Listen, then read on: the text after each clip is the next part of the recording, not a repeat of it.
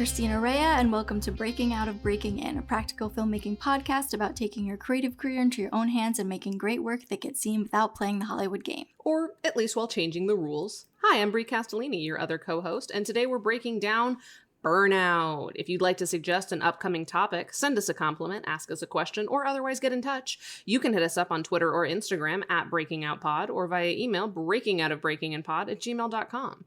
And if you want deeper dives into everything that we cover on this podcast and want to help us get over our burnout, perhaps subscribe to our Patreon at patreon.com/breakingoutpod. For just $1 a month, you can support us and show that you love what we do. For $3 a month, you'll get access to all of our bonus content like templates, curated learnings, and custom infographics. And if you want to go all the way up to our true sugar daddy level at $10 a month, you'll get all of that, a sticker, and a shout out at the end of each episode. But enough about that. Christina, how are you feeling? This is kind of a busy time in both of our lives, so it's very busy. Accidentally became a very relevant time to have a conversation about burnout. Yeah, I mean, we just finished our Patreon pledge drive. And yeah, like literally 2 days ago. Yeah, and when I proposed doing that, I didn't know that I would be in the middle of moving, like really in the middle of moving. And so that made a world of difference. September was supposed to be a pretty slow month for me, but it did not turn out to be. Moving is just the worst combination of everything. You're busy, but you don't have any of your stuff. You don't have like the comfort of like going home to, a clean place because it can't be clean because you're in the middle of tearing everything apart and discovering, oh wow, we haven't cleaned this spot in apparently 4 years. And so I'm pretty exhausted, I would say. Yeah, that's very fair. That's extremely fair. I am also exhausted. Yeah. Right before we started recording, I was giving the woe is me story to Christina about my last couple of weeks because I was in Michigan last weekend from Thursday to Monday for Hell's Half Mile and Freep Film Festival. It's my first work trip in almost 2 years. Might be over 2 years because I didn't actually do any trips in early 2020. I was just like going around New York City. And so I was obviously working all over the weekend, but because of the way that coverage is currently at my day job, I couldn't take like some days off to, make up for my, at the very least, lost weekend. I had to kind of just hit the ground running again, and it is now the weekend again, and I have another thing that I have to do tomorrow night for work, and then I have to work all next week and go to New York City for 36 hours where I'm like working all day Monday, taking a red eye to New York to get there and work all day Tuesday, do an in-person class on Tuesday night, and then fly back home on Wednesday and start working again after that and continue working through that. And then next weekend is also busy. So basically, like, I'm in the middle of a 3.5 week no breaks run. And honestly, that's fairly common for me during this period of time. Basically, September through like early November is always the worst time of my year. It's been this way for probably the last 5 or 6 years, just for a number of reasons, but especially now that I'm like a professor, this is like when class is ramping up. And this year the added difficulty is that I'm not even in person. So like my class is in person, but I'm not, and trying to figure out the technological logistics of that are making an already kind of stressful season more stressful. So yeah, I would say I'm feeling pretty burnt out, all things considered. I looked up a definition of burnout just to sort of center the conversation, because I think that there's a lot of different ways that people define burnout. And I think it's important to have a common ground to have a discussion about this. So what I found, one of my favorite definitions of burnout that I found was that burnout is a reaction to prolonged or chronic job stress, and it's characterized by 3 main dimensions: exhaustion, cynicism, less identification with the job, and feelings of reduced professional ability. And then someone on Twitter responded to our asking for questions and comments about burnout with sort of an additional bit of definition. Jazz on Twitter said, occupational burnout is a systemic issue. There's no amount of self-care on any level that will cure burnout. Our jobs are tied to our livelihoods, i.e. health insurance, paying bills, time off, etc. If the whole system is corrupt, individual choices can only go so far. And she's absolutely right. She's 100% right. And it's one of the reasons why like the IATSE strike that is almost certainly happening at the time that you're listening to this and is like currently being voted on as the time that we are recording this is such a big deal, because they are making very basic demands that, frankly, the system can absolutely accommodate without that much difference in like the people who are the decision makers' day-to-day lives. And yet, for whatever reason, they want to continue along the status quo because it seems convenient. I don't know. It doesn't make sense to me why rich people won't just like give poor people a little more money, because like you're literally not using it. What is the point? You like to see the numbers be bigger than the other numbers? Like, are you a child?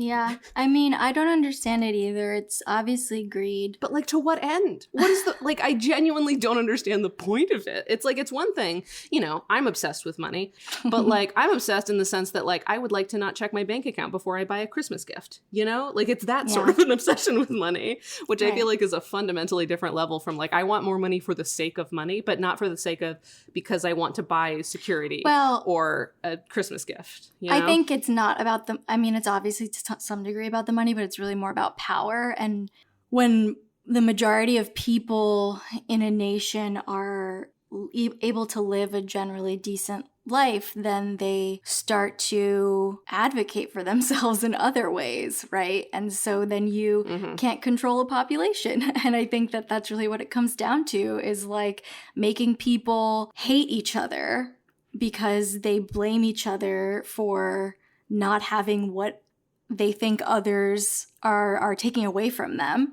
And instead, you know, instead of actually like having some space to process and think through critically structures and then start to question our entire structure as a whole. And so I think that that's really what it comes down to, is like even the slightest bit more money gives people time and space to start to question the entire system and the way it's set up and who it benefits. Yeah, I think that's definitely true. Yeah, I mean, because that's a conversation we've been having basically since we started this podcast mid-pandemic, is like the ways in which our priorities are shifting. And also I've noticed in myself, like specifically during the pandemic, that like where I would used to get like frustrated with coworkers for taking time off because I was jealous I couldn't take time off, I realized, why am I mad at them that they can? I should be mad at the systems in the companies I'm working for that do not allow the same grace for me. Like, it's not my coworkers' fault that they happen to be in the department that has a little bit more coverage. Like, I'm not mad at them at all. And that is an interesting but no more helpful revelation, because I think that's the tough part about burnout, is that like, even if you recognize that it's happening and why it's happening, it doesn't really change anything, because as Jazz points out, you know, it is attached to our livelihood. Like, if I quit all of my 18 jobs, then I won't be able to pay for the apartment that I just got and really like, and I won't be able to go home and see my family because I won't be able to buy plane tickets, and it's just a cyclical nightmare. So should we try to center this around, I don't know, film and TV industry? I guess I don't really know how to have this conversation other than to sort of unpack it and maybe try to offer some relief. But I don't know. What are you thinking? I don't know how to have the conversation either, because it is it's so many layers. There's so many layers. Like, there is the present time of living through the pandemic. And also just the various injustices of our current system, and politically, like the administration that we just survived, but then the incredible like disappointment of the replacement administration that's just doing absolutely nothing to help people. And then there is like the work conversation, and I don't really know how to divorce any of it. Like, I don't really know how to just talk about film and TV outside of the broader just capitalist work environment, and then also to not then just talk about American culture in general and Sure. everything that's wrong with it and that's happening in it. Yeah, it's definitely a complicated web of, I don't know, everything's bad. Leave us alone. Yes. Well, so I guess let's maybe center it around, like, how are you feeling about your career? And obviously, caveat is that next episode, our final episode of non-Patreon bonus episode of the year is going to be like a career update because, like, things have happened and life update and all that kind of stuff. But sort of the penultimate is the burnout that leads up to the updates next week. But, like, how are you feeling about your career? Are you feeling invigorated after, you know, a year since leaving your full-time? Yeah. Okay. So that maybe let's start there is like, so you left your full-time job last year. Yeah. Explicitly to sort of focus on art and, you know, given the pandemic and the voting and all of that other stuff. Right. How's that going? That was part of why I left. I mean, to be completely honest, I think I had a very complicated relationship with my previous job because I was passionate about the ways in which I was able to help other creators through it. But I was overlooking a lot of my own mental health in order to be that person for other people. And like the last year, I've done a lot of reflecting on things I wasn't even necessarily picking up on. Like something I've had to really unpack and really work on changing about myself is taking pride in my hustle, like taking pride in how I could grind and grind and grind and making that like my identity. Like, oh, Christina's so busy. Christina's so prolific. She just like is nonstop. And it's like, that's not healthy. But that was like a thing that was tangible, felt tangible to hold on to about myself because I wasn't where I wanted to be, like actually in terms of what I found satisfying. So I didn't have markers of success or markers of progress. I just had like busyness, right? And my ability to produce is what I could take pride in. And I think there's a level of personal responsibility where I had to work on my own boundary building, but there was also like a culture of abusing my inability to say no, right? And yeah, because that's the thing is you can put up as many boundaries as you want, but if like you can't actually enforce them without losing your livelihood, to bring it back to that, then, you know, what's the point of turning off Slack notifications if you're just going to get texted and emailed and all that kind of stuff? Right. And so 2020 was, at the beginning of the pandemic, I like was really, really productive because I was just energized to find solutions to make people still feel like creatively fulfilled and inspired. And I felt like, oh, I had a purpose within that. And so I did dive into my job like full force, but then suddenly I was working 7 days a week. And even though that had been the case before, I was like traveling and I was getting to have fun, like moments of fun and moments that didn't feel like work. You got to meet people. You got to, you know, feel like outside of your normal box. But that wasn't there anymore. And there was just like no room to pull back. It was just more and more of just having more expectations and more work being thrown on me without like being asked if I could take that on or really being given anything, like any kind of incentive to take it on. Right. Well, because every company, especially companies like the ones we were working for, was struggling, you know? And so like that, you can't also uncouple that. Like a business has to make money in order to pay its employees. And during a pandemic where no one is crowdfunding and no one is filmmaking is sort of a rough time to be a platform that helps filmmakers crowdfund. And so like there's the understandable element of like, we have to keep this fucking company going so we can eventually get paid again the same way that we used to be. But the other level of like, but we are also, we're people. We're not cogs in a machine. And like there seemed to be no grace for either side. Right. And that's really, really just a terrible situation that wears on you. Yeah. Yeah.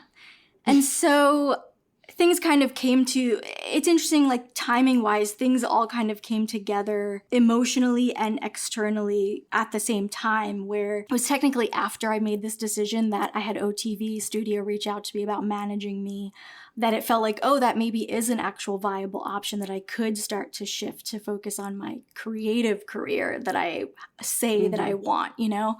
I think I don't want to, I presented it on social media at the time, just to avoid like answering a lot of questions, because I was fucking burnt out. I didn't want to have to like field questions and justify yourself. Right. And so I presented as just like, I'm going to pursue what I want to pursue. And like, that's why I'm leaving. But it was a much more complicated reason behind it, reasons.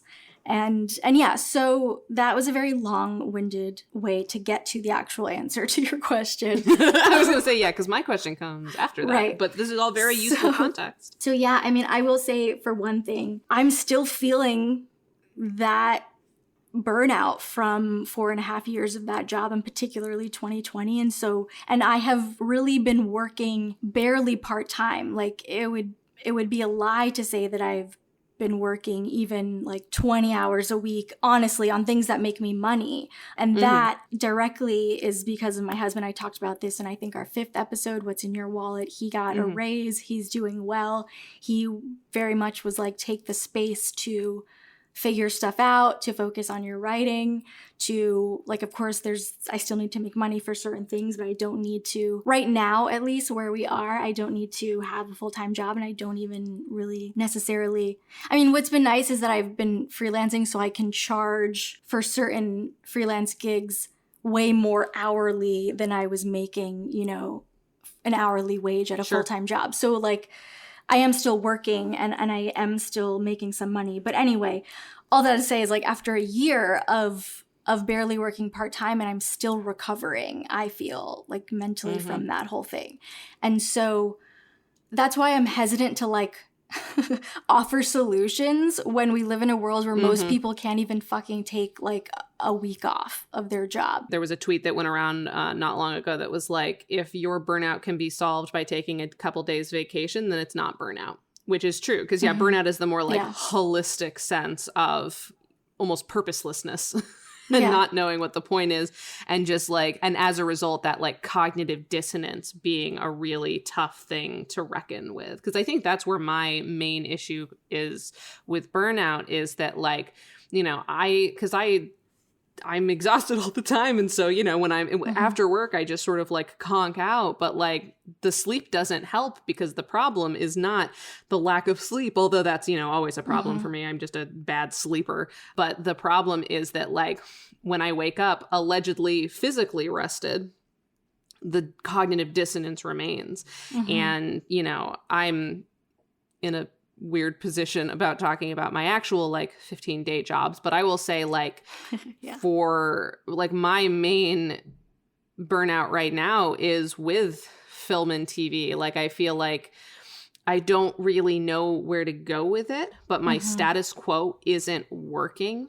And I think that some of my cognitive dissonance is my own, I don't want to say fault, but like it is my own choice, because like I'm always going to be a little bit resentful of the jobs I'm doing instead of the jobs I want to do. And I don't think that that's doing my paying job or my own life a service. And I'm having to like make some decisions about like, do I want to be actively pursuing an arts job without any sort of path for it? You know, it'd be one thing if it was like, I need to get into this program and do this, you know, and like there's like a clear...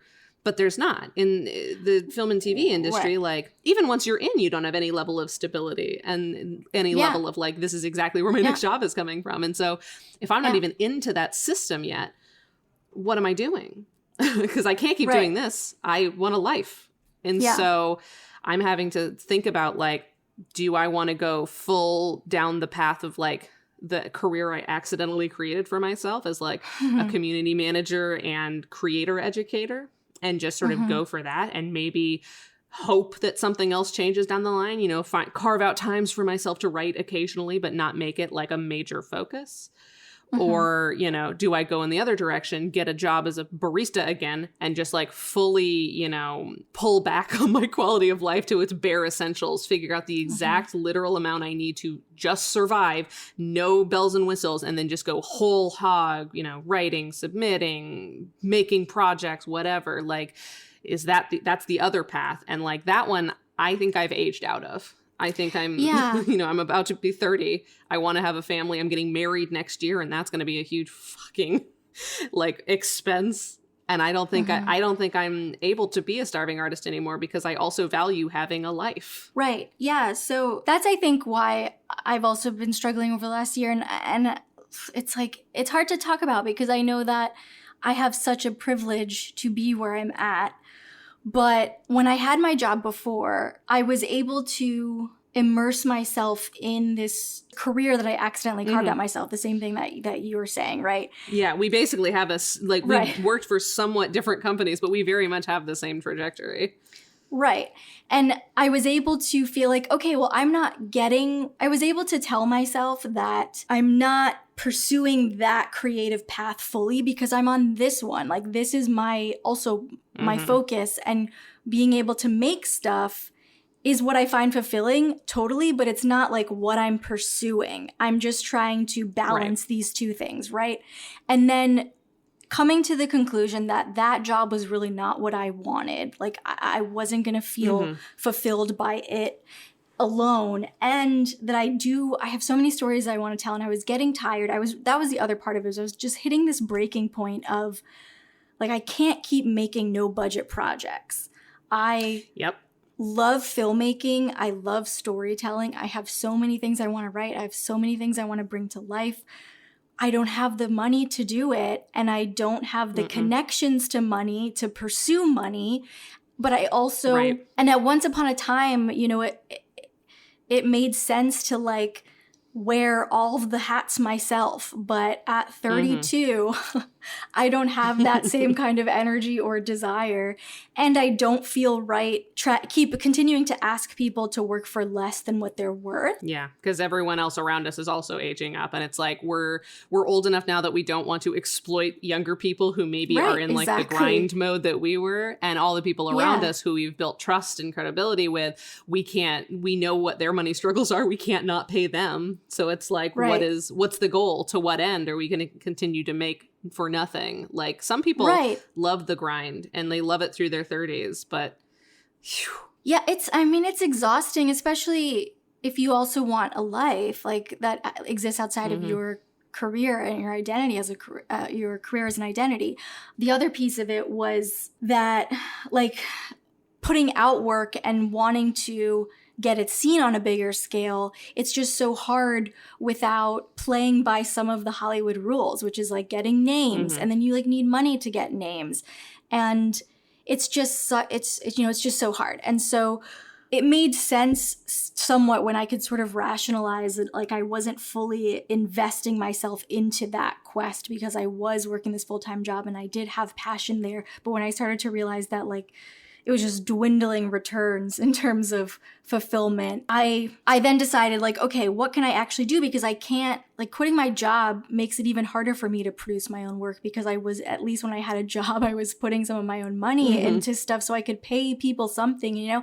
And so it's been a weird year because I've always been, like, against this idea of being chosen, like having to wait for somebody else. Right. I'm only worthy if, like, the powers that be, if the gatekeepers choose me. And I know that that's a rigged system, that it's like mostly the children and grandchildren of people who worked in the industry before. It's mostly rich people. And, like, that's not to say that they don't work hard, but they have a foot in the door already. Like, people will pay attention to whatever the fuck they make, whether it's good or not.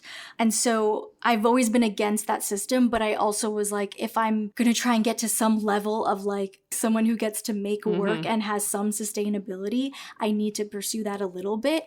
And so I spent the last year, you know, talking to my manager, and I think what anyone who has a manager will tell you, and what I was told before I got one, is that it's still so much of your own heavy lifting. Like, it still falls on you to do so much of it. And really, they just kind of guide you. They give you advice. They give you feedback on your latest stuff. They maybe tell you, like, what's strongest for what opportunities. But generally, I found that it's still just kind of like me expected to hustle and pitch myself and push. And so I submitted to things that I would in past years never did, like the Warner Media thing that we both submitted to.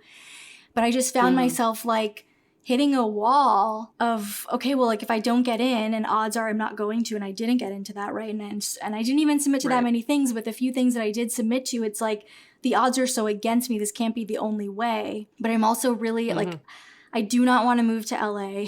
That is 100%. I know that about myself. I'm willing to live in LA for periods of time, for short periods of time, for certain jobs, like that things come along, but I'm not trying to move there and like hit the pavement and start, you know, at the bottom. And being somebody on the pavement, I don't know what to do. Right, exactly. There's nothing happening because the Delta variant, and because LA takes the Delta variant seriously, like there aren't even those signs that are like, only, you know, if you're vaccinated, you don't have to wear a mask. Like it's just everyone wear a mask. Everyone 100% wear a mask. So all of these in-person things keep getting canceled. And so like, I don't even know what to hit the ground running means, literally being here, which is why, you know, I've been here 2 months and I'm like, maybe I should just not be a filmmaker anymore. Like, right. So, you know, but that's the thing is like, I feel like, you know, we talked about this a couple months ago. Like I just found myself kind of having a breakdown over feeling stuck, like feeling like I'm just sort of trying to keep my head above water and not really knowing where to go.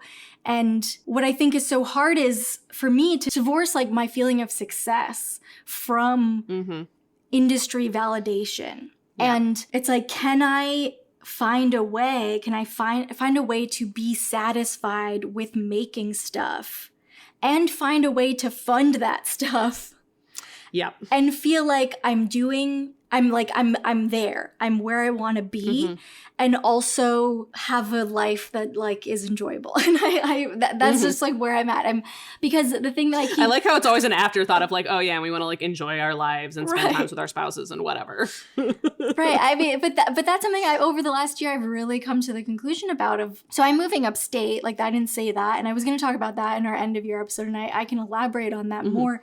But you know, we spent a lot of 2020 talking about just like having a farm, and like you and I dreaming about the idea of just like moving out of a city and having a house and property and a farm.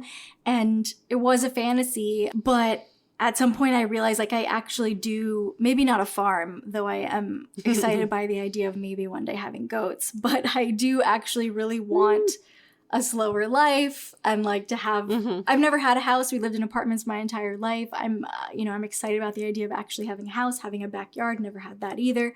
And like not having to be in the rat race of the city. I think that it's hard to like unplug from hustle culture and grind culture living in New York City, as much as I do love, and it's like, it's, you know, it's 2-hour train ride. Like I'll be back in the city, but, but it's, I think, removing myself will also help in figuring out this where I'm at right now, figuring out all the things I'm trying to figure out, because it sucks like not being chosen for those things. It does hurt, you know, and and I want to get to a point where I truly feel worthy and good enough without those things, but I'm not there yet. Like I'd be lying if I said I was fully there. And I think, you know, social media, like maybe we'll do an episode on this at some point, but I think social media doesn't help, where you see friends who are maybe at similar, like, you know, I have two friends in 2020 who got staffed, and they're both like women who write horror, and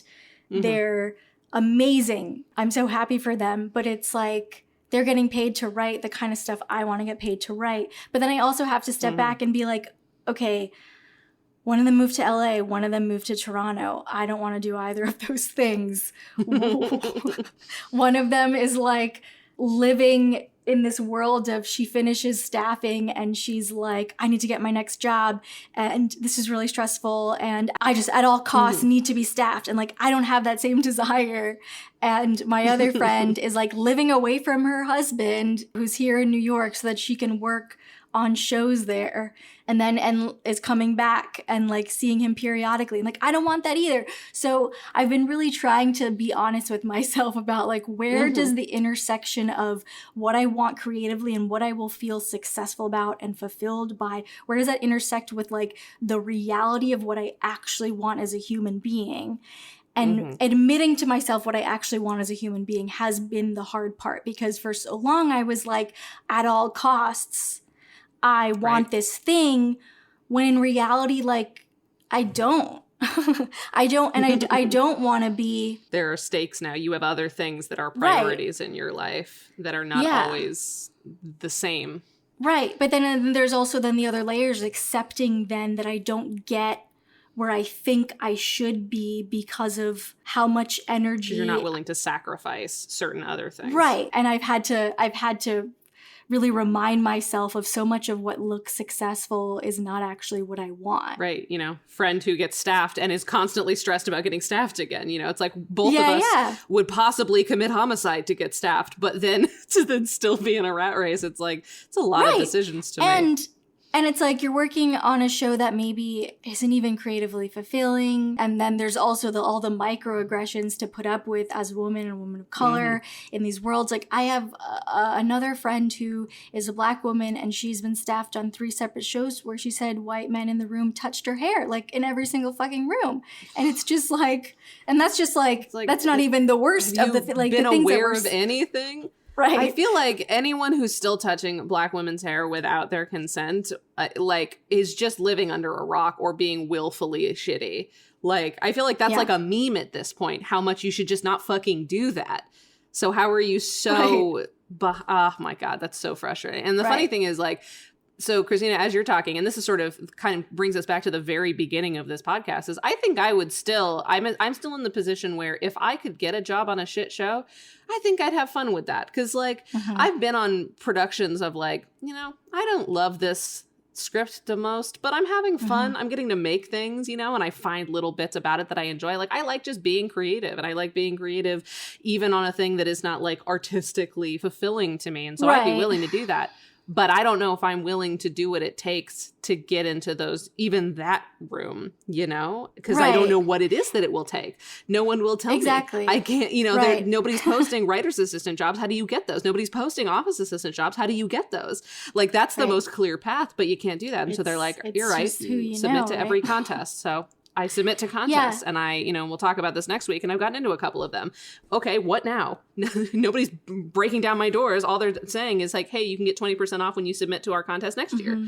That was my viral screenwriting Twitter tweet of the year, was like, why do you keep putting me into the script contest pipeline rather than saying, oh, you're doing well, let's pluck you out and do something else with you. It's like, no, you're just going to do this forever. You're just going to keep spending $65 to apply to the Austin Film Festival for no fucking reason. But like, you got nothing else to do, so you might as well. Right. So like, I have scripts that I love and they're going nowhere. So of course I'm burnt out. The cognitive dissonance. Yeah, because it's like feeling disillusioned with the dream of like what your career could look like and what you've been told it could look like, and the reality of what actually is viable. And it's kind of nothing. Like no path is actually pursuable because it's all about money and like who hoards money, and there's no money in trying to make my own stuff because no one will fund that. And like, you know, and then I can't pay people. And then I'm just like, I'm just as bad then as the networks that are not paying anyone, you know? And so it's just like, there's no way, it's capitalism, right? Like there's no way to work within it without becoming part of the problem. Or just like 100% true. Sacrificing your integrity. But it's frustrating because sometimes really amazing, like unique things come out through a Hollywood system. And it's like, that's what I want. Like I want that. But then you look at who did that, and it's 9 times out of 10, someone's kid from the industry who was just like, do whatever the fuck you want because of who you are. Or it's like the one person who made it through. The exception to the rule. Right. And even then they probably like were doing all the things I realistically don't want to do, you know, like, which is like things I could have been doing in my 20s that I didn't want to do then. And I definitely don't want to do now in my 30s because I knew that odds are it wouldn't have worked out. It wouldn't have resulted in what I wanted. And it's definitely not going to now. Right.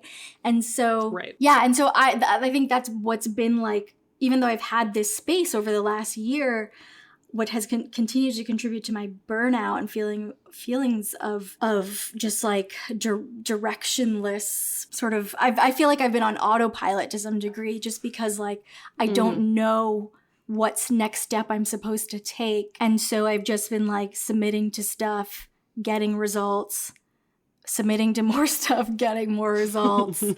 and there's just like nowhere to go. And so to bring it, back to my bigger point is that like it is the film industry, but it's all industries. It's our entire fucking system, right? Like it's all so broken. And the options you're given, it's all just like the least of all the evils, like no matter what we're talking about. And we have the privilege to even be talking about this, about something that we're passionate about, because like there are obviously people that are burnt out from working, laborious jobs that make society function that they don't get paid well for at all. And like can't get a living wage in the slightest. And they don't have the luxury to like sit on a weekend on a podcast talking about burnout because they're too fucking burnt out, and they're also working probably 3 jobs, right? So, and they don't like any of them. They're not passionate about any of them. Yeah. So meta question. We have a podcast where we say that we're going to teach you how to make great work without playing the Hollywood game, or at least while breaking some rules. In your mind, how does this episode fulfill that promise or undermine it? Like, how should we, like, we're not just having this conversation in a vacuum, you and I are having this conversation on a podcast that we distribute to people. Right. How should we be thinking about navigating that on behalf of our listeners who maybe feel the same or saw us as, being the one ladder rung above them, I think that we are undermining it to some degree, but we're also the only way that we can get to where we want to be and to talk about the things that we want to talk about is to acknowledge the system as it exists and the Hollywood system and their rules, right? And I think that us talking honestly about where we both are is helpful and valuable. And I don't know, like I don't think that we're not doing what we tell people we're doing by having this conversation. I think we're doing exactly what we tell people. We promise to do. Because like we still make work that reaches audiences. We still make work that gets seen more than the average, I would say. We still have really tangible tactics and tools that help you reach your specific audience, get your work seen, have an impact. We have understandings about the industry and about filmmaking and creativity and marketing that I think the average filmmaker does not, because of lived experience and because of our own learning from other people, because of when we got into the industry, when we did, or at least into filmmaking when we did. I think there's all still value there, and we do still give people that. And we can also talk about how it does not mean that you have your movie seen the same way a Hollywood movie gets seen. It does not mean that you're making money off of your work as if you are. Yeah, because spoiler alert, we don't. Yeah. And I don't think that that's like the thesis of our podcast. I don't think that's ever what we were selling people. And part of why I wanted to do this podcast initially is because I felt like my previous job sometimes shoehorned me into having to pretend that that's the knowledge I had for people. And I always tried to avoid falling into that, but sometimes it was just like the marketing around me was doing that, whether I consented to it or not. And so I really wanted to counter that and be really realistic that like there is no sustainability in the structure that it exists in. And as much as we may have creative tools for you to work around things and within things that you can kind of try and game the system, it's always going to be a fucked up system. Amazon is always going to kick filmmakers off and keep lowering the rate. Anything that is built by the system is never going to be ours to use. And anything that we create ourselves is unfortunately going to be crushed by something that comes along by the system to replace it and has better marketing and more money behind it and better resources. And so is going to have more eyeballs from consumers and, viewers. And so I'm not trying to be super pessimistic, but like the reality is that what we offer is ways to find fulfillment and success, however you define it, outside of just the path that you're told is successful. And there is no one path that's right for everyone. The same way that Brie and I have very different feelings on about the paths that we're on and where we're going to go from here. And I think that is helpful in and of itself, is just like hearing that there is no one right path, and that honestly every path comes with some level of sacrifice, whether it is like to your way of life or it is to your definition of success or somewhere in between. Yeah, no, I 100% agree. I just thought it was important for us to acknowledge that out loud, because I think that like nothing would be a bigger disservice to the audience that we've built than if you and I, one of us or both of us, God willing, you know, finds the success that we're looking for in one way or another, and there was no acknowledgement along the way of like there are periods of this, you know, and like I feel like this is sort of a 6-month cycle for me. About maybe it's been more like 3-month cycle recently, certainly during the pandemic, where it's like I'll have like a really good spurt of like I'm getting recognition, I'm like doing really well at work, I've got like a new draft of the script that I'm so excited about, and then, you know, PMS and like one rejection come through at like exactly the wrong time, and then I'm just like a fucking basket case. You know, like this whole weekend I'm like, I think I might just give up on my dreams and, you know, continue to the education path and learning stuff to help other people, but I think my time has passed. And who knows, maybe next week I'll be like, finally I got into the screenwriting contest I wanted to. Maybe I won't have to give up on my dreams. And I think there would be nothing less honest than making it, quote unquote, breaking in, as it were, and not ever having acknowledged that like there are periods of time that just feel like this. And sometimes validation of that period of time is enough. Yeah. Like I said, this whole year has been a lot of processing and figuring things out. And what I figured out was like, I'm never going to quit. I can't quit because this is a thing. It's a burning desire in me that has been there since I was a kid and is not going to go away.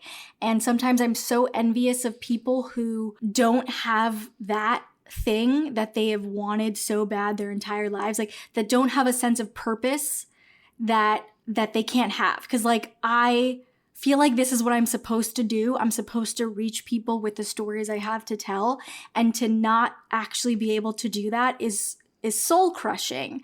And so I'm so off, like sometimes I say to other people, like, I'm so envious that you don't have that like disappointment to feel. But then they're like, get the fuck out of here, because then my whole fucking life is directionless. Like I have no direction, and that's a worse feeling. And I'm like, yeah, I'm sorry. Like you're right. So, you know, like I'm so lucky to have a passion that I like feel a sense of purpose in, because some people have nothing like that, and they, you know, they look for that elsewhere and end up harming themselves or harming other people, or like becoming parents when they don't really want to, because they think that will give them purpose or whatever, you know? And so where I was going with this though is that I was like feeling like kind of wanting to quit. I told you like 2 months ago, I just sort of had this breakdown. I was like, well, what the fuck do I do? Like I can't keep making stuff on no money. I can't keep, you know, asking people to do me favors because of this like, you know, it'll get seen and liked by people, but it's like nobody remembers how they may love the movie, but they're not going to remember the second AC that made it possible, you know? And so it's like, that's not a thing.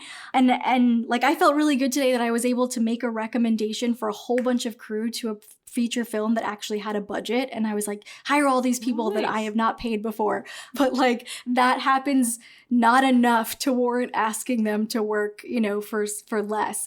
And so I was like feeling this way, and moving was something I realized I had to do in order to continue having the energy to stay in it. Like I can't quit. That's not something I'll ever feel satisfied with. Like the what if will always be in my mind. I can't live with that. But I also can't live in this like world where I feel like claustrophobic. I don't actually feel like I'm getting anything out of where I'm living, but I'm here just because of like the off chance that an opportunity could be here. And so that was for me, it was proximity to possibility. Right. And so for me, it was like, I'm going to move, get more of what I want out of actual daily life, so that I have the mental energy to stay in this pursuit that may result in nothing. Because that was something I really had to think about, is like, if I don't get there, will I have regretted the life I lived because it didn't lead there? Like, I need to make sure that the life I'm living, I am proud of and happy with, regardless of if I get this thing that I'm pursuing, right? And so what I'm really trying to do, and what this move is and other like changes that I'm making, is making sure that I'm on that path of I'm living the life I want to be living, like that I'm feeling good about. And I'm also pursuing this thing, but if I don't get there, I won't have regretted not doing something or you doing won't have regretted something. the rest of your life. Right, exactly. And so yeah, that's a choice that I made out of this whole period of feeling stuck and whatever. But it doesn't mean that it goes away. It just means it takes on a different weight in your day-to-day life. Yeah. And it's interesting you say how you want to be like really upfront about how there are times like this, you know, even though there may be success, and there is success. Like I posted about Game Brunch having 3 festival screenings this month. It's had like 12 in total this year, but that it had 3 simultaneous ones coming up, and it was just me doing the social media thing that you do, you know, you promote when you have screens or film. And one of my friends, she's a filmmaker acquaintance, I wouldn't say that she's a friend, but she's an acquaintance, commented, "This is your year." And I was like, is it? Like, God, I hope not. This is not what I want my year to feel like. And I was like, and then I had another friend, so I went to speak on a panel in person for the first time in over a year. And a friend of mine, who again is like kind of a friend, more of an acquaintance, he was like excited about me signing with OTV, and that it's also like this incubator, so theoretically one of my projects will get made. But nothing has really come of that. It's been a lot of waiting. They're still trying to secure financing. It is still like a new company. It's a startup. It's a pandemic, and they're specifically trying to get funding for multi-hyphenate, marginalized, intersectional creators. It's harder to get money when we're talking about people who are on the margins and not sort of who people think are worth investing in a general sense. Sure. And so it's been mostly just like waiting for updates and not many coming. But he was like, "Oh, that's so exciting. Like you've made it. Like you've the dream." And I was like, not really, but I didn't want to come off as like ungrateful for this potential thing. So I didn't, because he doesn't have even that, right? And so I didn't want to be like, well, it's actually not anything. But I also didn't want to be like, yeah, like I'm so lucky and I'm so happy and I'm so satisfied, when in fact I just like feel stuck and unsure of what to do next and don't feel like anything has come from the last year of my attempts to get somewhere. I don't know. I think it's just so important that we do episodes like this where we really talk about the process and the experience of pursuing what we're pursuing and how it differs for each of us and where we each are, because the last thing I want to do is be selling anyone snake oil. You know, like that's not what I'm trying to do. And I that's why I'm constantly also stressing the fact that I have certain privileges because I have a spouse who makes a good income and a stable income right now in a world where so few people have stable income. Because like if I do have some sort of very big success, it is because I've been given this, like the time and the space, the mental space to pursue something bigger, because I don't have to be working 3 jobs the way I used to, like the way that you are right now, you know? But that it also like makes me put pressure on myself, because I'm like, well, I've been given this, so now something has to come of it, which I think has not been healthy. Right. Yeah. You just have a different kind of pressure now. Right. Yeah. I think just the pathlessness, like when I was in the meat of my 20s, that seemed, you know, frustrating, but like full of possibility and excitement. You know, it was like, who knows? You never know what thing it is. You know, I'll really like buy into the numbers game of it all. And now, you know, I'm going to be 30 in a couple of months, and I'm going to be married in about exactly a year. And like, I'm having to rethink what my actual priorities are. And it's like, well, I can't play the numbers game the way that I used to. So I need to be really specific about what numbers I really care about and do them even if it doesn't go anywhere. Because like exactly what you said, you know, so Christina, you had your breakdown 2 months ago. I had my breakdown last night. And last night, like one of the things I was talking about was like, exactly what you said, which is I don't want to, you know, die in 40 years. Let's hope I have more than 40 years, but like, I don't want to die and regret both parts of my life. I don't want to regret that I never, you know, broke in with my career, and also regret that in my quest to break in, I completely ignored the other parts of my life that I know already bring fulfillment. Like the most fulfilling day I've had in over a year was when I was dog sitting for my mom a couple of weeks ago, and we went to the farmer's market in the morning and walked around and had breakfast, and we took my dog to the park so that she could play around and we could, exercise some more. We went to a movie, and then we spent the rest of the day kind of just like cleaning the house, running errands, and like making good food from the garden. And it was just so low key. And, we had things to do. We had things to accomplish. We had certain errands we wanted to run. And, we had to get to the farmer's market at a specific time. But it wasn't stressful. It was just a nice day of being alive. And I wasn't thinking about writing or work, and I wasn't thinking of anything beyond like my day-to-day responsibilities of maintaining the household and all that kind of stuff. And it was fucking lovely. And I got so mad because I was like, how dare a day that's that basic be the best day of like my last year? Like, how warped are my priorities that like this is the only one of these that I've gotten in so long? That's not okay. And I realized I need to chase more days like that and find more opportunities for that, instead of just working myself to the bone and being only able to just sort of catatonically watch Netflix for a day because I can't relax, but I also don't have the energy to do other things. So I just sort of sit here, and like that can't be how I spend my free time all the time. That's not the life that I want to live. Yeah. But I think the hard part, and why, again, it's hard to offer solutions or advice, is like when you get to that realization, right?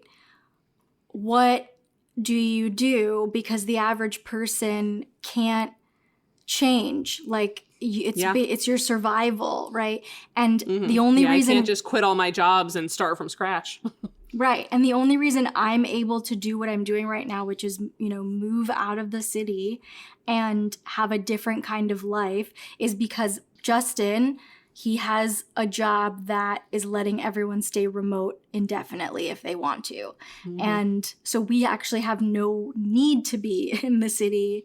And it's like, okay, if you have a job that is specific to where you need to live, then you're paying the rent that area requires. So you're probably, if it's a city, it's probably smaller than you'd like to be living and more expensive than you'd like to be living.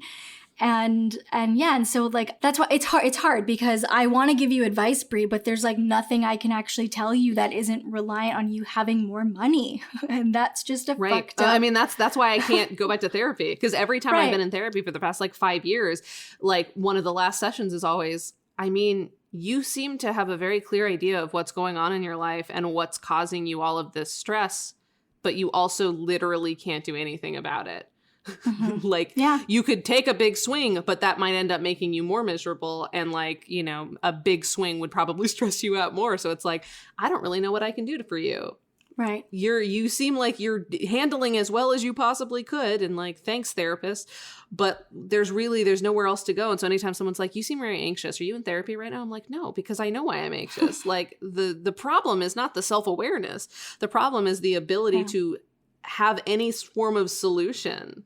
And that, and it just makes you feel so stuck and claustrophobic, and it makes you feel, just so like nihilistic about everything. And that's why I've been having to like really think deeply about how can I not just have a completely disinterested portion of my day I'm spending so much time and energy on? Like, how can I reprioritize so that regardless, I am alive and feeling fulfilled, even if I don't have this peace that I've been questing after? Like, how do I make time for that, but also not have to work 4 weeks in a row without a single day off? Like, how can I build that life for myself and acknowledge that it might come at the cost of the freedom to pursue things as freely as I have been because of the sort of wonky way that I've been doing it? Because like, I'm not even pursuing my career that hard right now. I don't have fucking time. I teach 2 programs. I have a bunch of side hustle consulting stuff. I'm talking on panels every goddamn day of the year. And I have a full-time job that I work at for definitely more than 40 hours a week, but get paid far under market pay because that's just how this industry is. So like the status quo isn't working.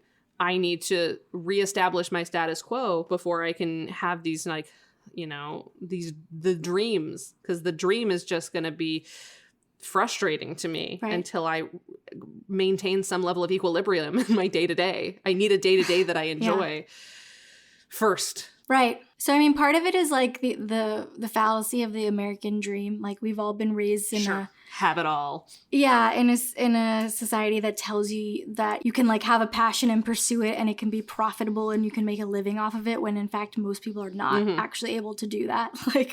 And I think as filmmakers it's hard because we see these like there's just so much fucking money in Hollywood, right? That if you spread the wealth, like we could actually be making stuff that, and it could wouldn't just be about us. You and I know how important our work has been to some people, you know, and like seeing people like us visibly succeed is also really important. So it's not just about like enriching ourselves to get to like have this fantasy. Like art doesn't exist in a vacuum. We're not creating it for ourselves. We're creating it for lots of people. And we know because we've reached those people before with like the skin of our teeth that they're out there and they're looking for content like this. So sorry, that was my interjection. Please continue. No, it's right. It's right. And the system could maybe actually function somewhat like a meritocracy, but it absolutely does not now. And talent means nothing. Like talent is not what determines whether or not someone gets an opportunity.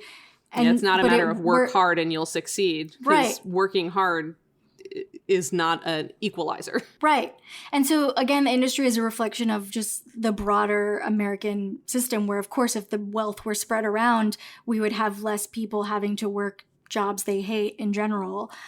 It's hard to divorce, like, what we're feeling and the frustrations from our industry from just, like, the general American capitalist system. But what I think makes it hard for us is that we do see these success stories, right? Like we see these Issa Raes that like start out making what they want to make that are reaching people and touching people, and then they get to make it on a bigger scale and touch more people and reach more people and then hire. It's like playing the lottery in a way. Like you see that it's possible. And so it's hard to get out of the mindset of that being the only version of success that matters. Right. And I think that, again, I hope this podcast at least gets people to a point where they start to think about what their own version of success is, like outside of just what the industry shows you, but like what you actually want your life to look like, because that has been helping me.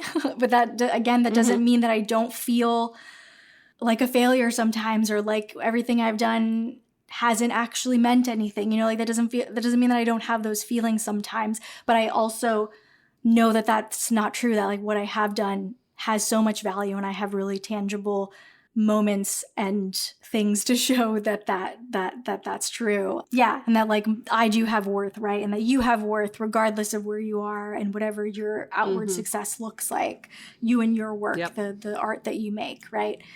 But it is hard. It's hard to get to that other side of then like, okay, how do I carve out that life when I need to fucking survive?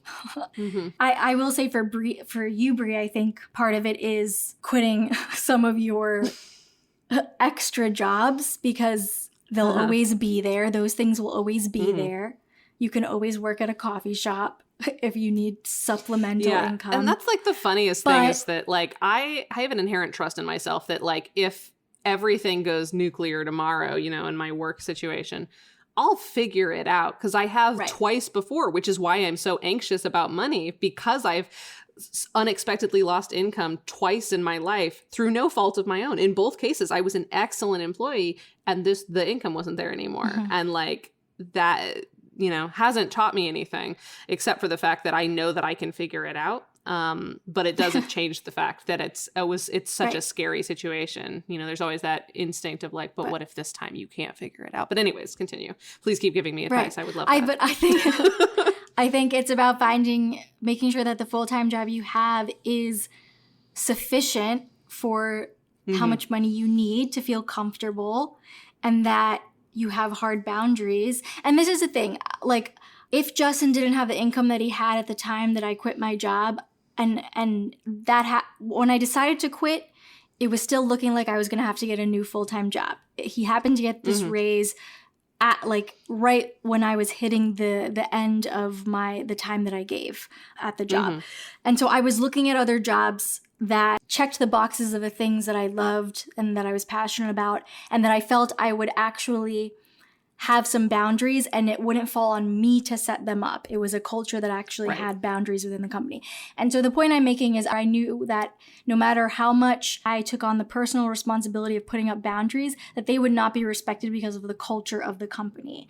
And so I think that that's one thing that you can do, Brie, or anyone else who is feeling this way, is maybe you can't quit your job altogether, like, not work, but you could quit the specific job if they're not respecting your boundaries and if they are contributing directly to your burnout. And I know that that maybe isn't even possible for everybody because, and I can say that like the things that I loved about my job were so hard to find in other places that's why I stayed for as long as I did, and why at the end of the day it was always like weighing the pros and cons, but a lot of the pros were it's gone. Not like it's we're getting net zero out of it. Right. Like that's honestly what keeps people in bad situations so long, is because there is good stuff. Yes.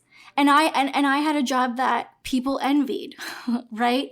And so like that is the other part, is so many and I think this exists a lot in film, and we're seeing it with the strike, where it's like you have no leverage to advocate for yourself because someone is going to replace you. Someone would step into that role because it's a dream job for a lot of reasons when you think about the jobs that exist out there for people like us.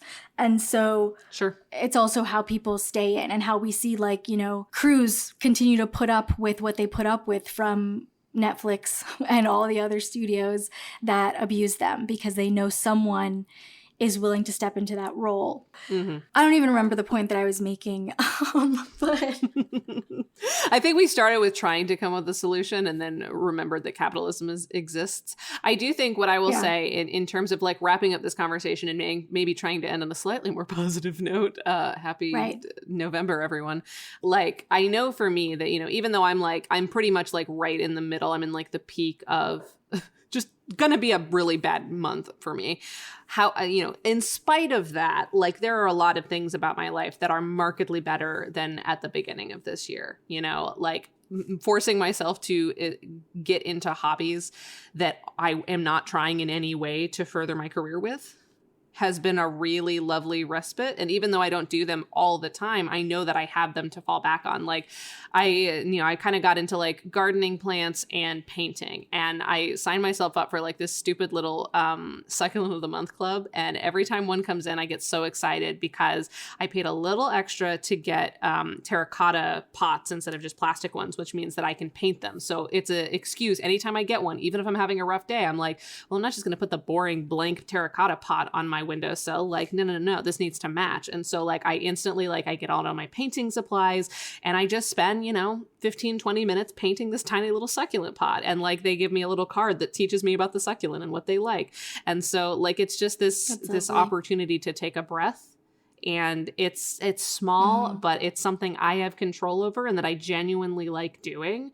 And I've been trying to slowly but surely build more of those things into my day. So like, Quinn and I have been trying to play more board games together. And that's always been really fun. We love board games. We like learning new things. And now that I live near my brother and his partner who also like board games, like we occasionally will have them over and do that. And so that's been a fun thing to start getting back into. And, it's just giving myself permission to take time off and to not feel guilty about like, well, I'm literally would not be getting paid extra for, this additional opportunity. So like, why am I doing it? Like forcing myself to be really specific about why I'm saying yes to things instead of saying, wondering about why I'm saying no to things. It's like my problem has always been saying yes to too many things. So now I'm at work and outside of it. What am I actually like materially getting from this? Is it worth the loss of another board game night? After this podcast recording session, I'm probably going to go to the bar where my brother's having a cornhole tournament for no reason other than like, it's a new brewery that we haven't been to. Quinn and I like going to breweries. We need an excuse to drive our car. Otherwise it will die on us again. That was a whole thing. And I'm looking forward to it. I would like to be asleep forever, but I know that if I go out, I'll enjoy it and we'll get to do an activity together, and it won't cost us a lot of money. It'll just be an excuse to go out so that we can do errands on our way home. And that can be enough. And reminding yourself that there are things that you like outside of the pursuit of something that you think you'll love. and letting that be enough. That's right. I think the best thing that everyone can be doing is trying to divorce themselves from work as their identity. And then what you do after that and what you're able to do after that is going to look different for everyone. But I think that is really like the thing everyone needs to do. And I know I can't speak for everyone, and I can't say that everyone I know that's a filmmaker define themselves by work and being productive quite the way that I did. Yeah, and you and I tend to take it to a pretty toxic yes, level. Yeah. But I imagine some of our listeners are maybe on that same page, and so that's step one. But if you've already done that, great, good for you. Or maybe you were never even there. You were never doing that. I think it's hard to do, though, in our culture because it really kind of sets you up to do it, especially when it is like something you're passionate about. But I think, yeah, what you said, Brie, is really kind of it, is finding stuff that you actually enjoy. That you can do right now, that you have control over, that don't require 8 other external forces to align in order for you to be allowed to do them. Find joy in the little things. Yeah, and, not get so caught up in the results. Something that I've also been working on, which is somewhat related, is not posting everything on social media. Like everything that I don't post my day to day. I'm definitely not someone who has like stories going all day, but anytime something is happening that is like something outside of what I do on my day to day, I would post it because it's like something to be seen. And I'm trying to get in the habit of allowing a memory to just be a memory and photos of a thing to just be something I share with myself and people close to me, and not something I put out on social media as like a marker of, as if it's an achievement, like as if pumpkin picking is an achievement, like there's trying to find more balance there, but also not losing sight of like everything that we've said in our marketing episodes, right? Where you do want to show off who you are as a human being. I do obviously still want to keep building an audience for my work. I do know that my work can still reach more people and that there's value in that. And so building an audience and showing them who I am, that all still matters, but I also don't need to put everything out there. Some things are just for you. Yeah, and I think that helps me start to feel less like a brand. Sure. And like less like I'm building an audience for my life as opposed to for my work, And so it's trying to find a little bit more of a line there, I think, has helped me with the burnout. What's funny is for me, at the very beginning of the pandemic, we started a family group chat that we've never had before. Like I never used to talk to everyone in my family as often as I do, or one side of my family. And what I started realizing I was doing is, especially during the months where neither of us were on social media for a while other than to like repost social justice things, was I transitioned to just sending the family group chat stuff. So like if Quinn and I got a new board game and we're playing it, instead of posting it on Instagram, I'd send it to the group chat. And now even today, yesterday Quinn made homemade biscuits and gravy. Like he made homemade biscuits and homemade gravy, and I sent it to them, and like the group chat was enjoying it. And it was an opportunity for me to connect with the people that I actually love, like my family, and still share, something beyond like my house, but it isn't for public consumption. It's just for, those people. And like, we have various group chat systems with our friends and former colleagues that sometimes we'll just post little successes in there, or, a picture that's fun. And like, that's also lovely. And I think carving out opportunities that are just for like the people in your life versus your brand I think that's super, super important. I also think high level, a piece of advice I often have for people who are feeling burnt out is to make a drastic change. Like before I quit my job as a barista at like a really toxic company, and I didn't have a plan afterwards. And so this is, should be one of those things that reminds me, hey, you can just do that and you'll probably be fine. But before I quit, I cut like all of my hair off. Like I had really, really long hair, and I cut it all off, and I put on lipstick, and I went in and like I just looked great, and I felt totally different, and I tried like a new style on, and it was nice to feel like a reset. And so when I was a kid and I had less control, I would rearrange my room. Like my bedroom didn't look the same, for more than 6 months at a time. I would just like fully, me 13 years old and spindly, moving my bed around my room. Like this is the control I want today. So sometimes that can also psychologically give you a little bump. It's just making a drastic change, for the better or just for the different. even if it's a net neutral, and it can kind of clear up some things and make you feel maybe a little bit less stagnant, which maybe I should follow my own advice for. Absolutely. I mean, slightly off topic, but I feel like when growing up, I never had the opportunity to do something like that because we lived in a 1-bedroom apartment, my mom, my brother, and I, for a lot of my childhood. And so I didn't even have a bedroom. I had like a bed in the corner of the living room. And I had like some stuff that was mine, you know, a couple posters and whatever over my bed behind a little divider. But I never had the like, oh, I want to change. I'm just going to like change my room up, you know?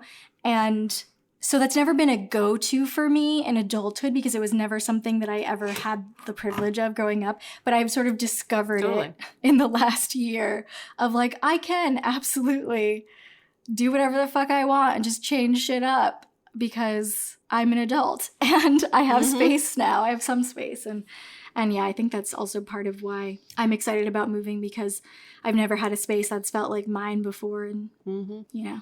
Now I will. All right, cool. Well, we've been talking for an hour and a half, and I feel like I think we got somewhere slightly positive. I'm certainly feeling better. I mean, you know, I'm not going to have a break for a while, but this was a good middle point, I think, for me. So I appreciate you, Christina, and our listeners for being here in one way or another. Yeah, I'm glad we had this conversation. I hope it wasn't just like a huge bummer depressing. For everyone. Yeah. Yeah. I hope it was helpful somewhat, even if it made you realize you're not so alone in those feelings that maybe you're having, or it just made you feel really good because you're not feeling quite as shitty as we are at this particular moment. I'm like, oh, at least I'm not those two. Yes. Yeah, but thanks for listening. And thanks so much to Kelsey Rauber for our theme music, Kaylee Brown for our podcast art, and Ezra Lee for editing this episode. Links to learn more about them, as always, are in episode description. And thank you to our Booby VIPs, Shannon Sprengler, Jules Piggott, Rain Bernal, Kelsey Rauber, Jerry Maravilla, Norman Steinberg, Amanda Blunt, Anthony Epp, Kim Garland, and Shayna Rose Woolley. If you would like a name shout out at the end of every episode, please feel free to subscribe at patreon.com/breakingoutpod. And also don't forget to rate us 5 stars if you haven't already. And if you're feeling feisty or festive, maybe give us an actual written review. Those actually make a big difference, and we appreciate them every time. Next episode is our last official Booby episode of 2021. We will have some Patreon specific ones. So for those of you who are already joining us on Patreon, you'll get access to some of those. But for the main feed, next episode is our last one. And as mentioned, we will be doing a sort of retrospective on our first year of podcasting, as well as a career and life update. So if you're curious about maybe the less depressing parts of our last year, be sure to tune in.